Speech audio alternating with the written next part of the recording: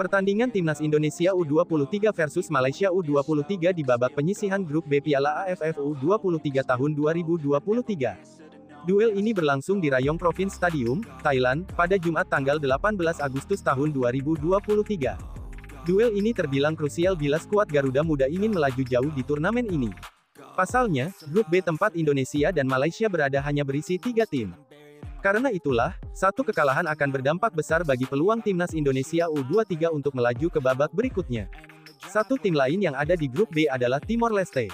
Indonesia berada di grup B bersama Malaysia dan Timor Leste di Piala AFF U23 tahun 2023. Sementara grup A diisi tuan rumah Thailand, Kamboja, Myanmar dan Brunei. Sedangkan grup C dihuni juara bertahan Vietnam, Filipina dan Laos. Hanya 3 juara grup dan 1 runner-up terbaik yang berhak melaju ke semifinal. Yang menarik dari komposisi grup B ini adalah Timor Leste justru jadi negara yang berada di pot 1. Malaysia ada di pot 2 sedangkan Indonesia ditempatkan di pot 3 saat undian. Hal itu tak lepas dari fakta bahwa Timnas Indonesia U23 tidak ikut kejuaraan ini di edisi sebelumnya pada 2022. Saat itu Timnas Indonesia U23 memutuskan menarik diri karena banyak kasus positif COVID-19 di dalam skuad. Dalam menyambut turnamen Piala AFF U23 tahun 2023, Timnas Indonesia U23 datang tanpa kekuatan terbaiknya. Sebab sejumlah klub menolak melepaskan pemain mereka lantaran Liga 1 tahun 2023 sampai tahun 2024 sedang bergulir. Polemik terkait pemanggilan pemain pun sempat menghiasi media-media di Indonesia. Namun, kini Sintayong sudah menentukan 23 pemain yang akan dimaksimalkannya di ajang Piala AFF U23 tahun 2023. Kabar buruknya, ada lagi kendala yang dialami Timnas Indonesia U23.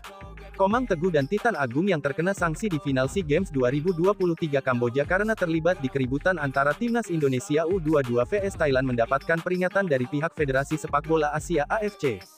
Dikabarkan PSSI disurati AFC untuk mengingatkan ada 2 pemain yang masih disuspend dalam skuad Timnas Indonesia U23.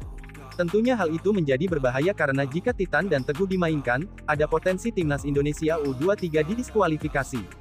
Akan tetapi, Sintayong nyatanya membutuhkan semua pemain dari 23 nama yang sudah dipanggil. Jadi, saat ini PSSI dikabarkan tengah menyurati AFC agar memperbolehkan Komang dan Titan bermain di Piala AFF U23 tahun 2023, yang mana kompetisi tersebut tidak masuk kalender FIFA.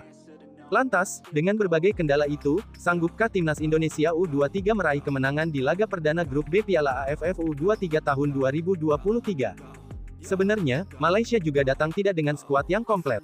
Situasi ini, seharusnya Timnas Indonesia U23 tetap punya peluang menang yang besar. Saya berharap Garuda Muda menang tipis dengan 2-1 atas Malaysia. Untuk skor akhir di pertandingan Indonesia U23 vs Malaysia U23 akan kami update di judul video ini.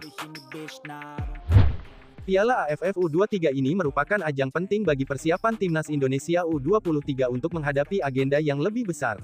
Setelah ini Timnas Indonesia U23 bakal berlaga di kualifikasi Piala Asia U23. Bila berhasil lolos ke Piala Asia U23, Timnas Indonesia punya peluang untuk tampil di Olimpiade karena turnamen tersebut juga sekaligus jadi kualifikasi menuju Olimpiade.